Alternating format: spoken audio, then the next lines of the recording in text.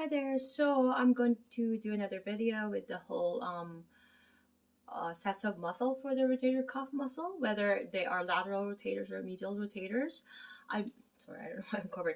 I made a video segregating or separating the lateral rotators of the rotator cuff and the medial rotators of rotator cuff. This time I will do a kind of segregation, but in a whole video.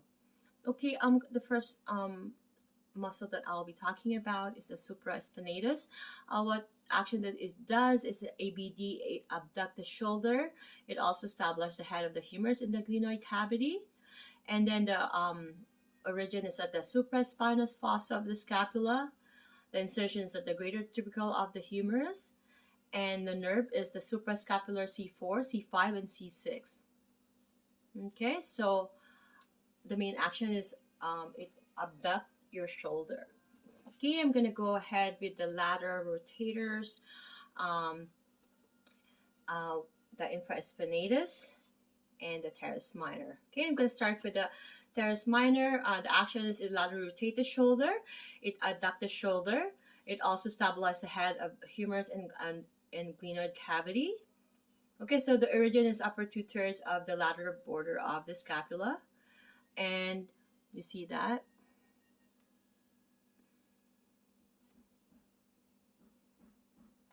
And the insertions are the greater tubercle of the humerus.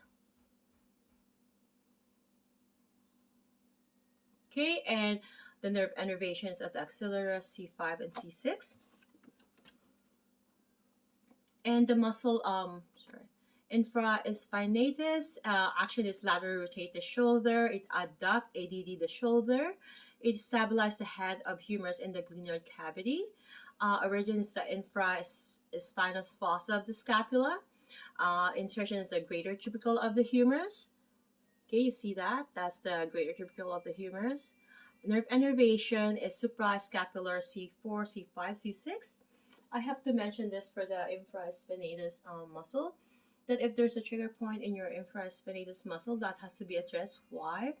Because it's going to contribute to a lot of pain in your shoulder pain, whichever area, whichever, let's say if it's a right infraspinatus, it could, you know, or if it's a left, more so it could mimic like some angina, right? Or any symptoms of heart because it's on the left side. So that needs to be addressed. And mostly the left infraspinatus is being compensated.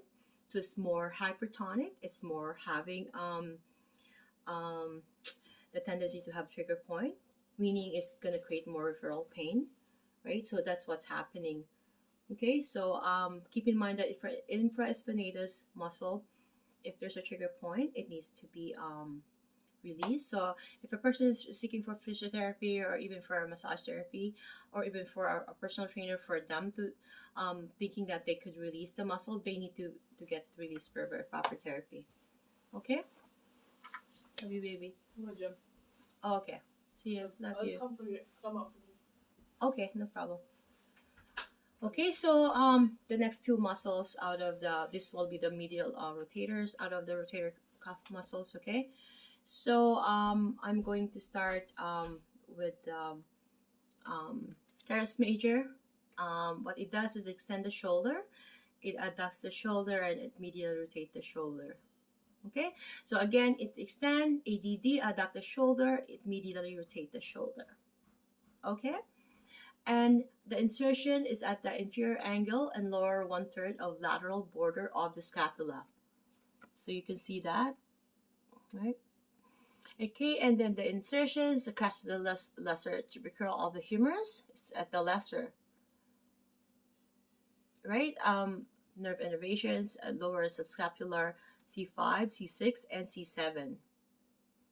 Okay, so just keep in mind teres major, it extends and medial rotate your shoulder. Okay, and last but not the least, subscapularis muscles, right? This muscle is it's a pain too. If there's a trigger point before I start, if there's a trigger point in this muscle, it will really refer pain back into your rhombus, as if in your middle, at the back, posterior back, thoracic. It's kind of, it's, if it's not released, if there's a trigger point in this muscle, it's really important that those are being released by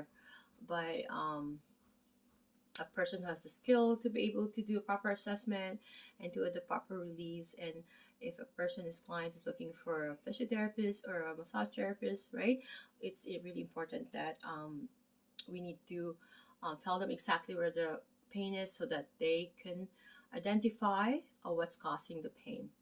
Okay, going back to the uh, last but not the least muscles of the rotator cuff muscles is the subscapularis, right? So what actually it does, it medially rotates the shoulder, stabilize the head of the humerus in the glenoid cavity. So the origin is the subscapular fossa of the scapula. Insertion is the lesser tubercle of the humerus, and the nerve innervations upper and lower subscapular C5, C6, and C7. Okay, action is medially rotate your shoulder. Keep that in mind, okay? Along with the teres major. Okay, so thank you so much. I think this is the last muscle.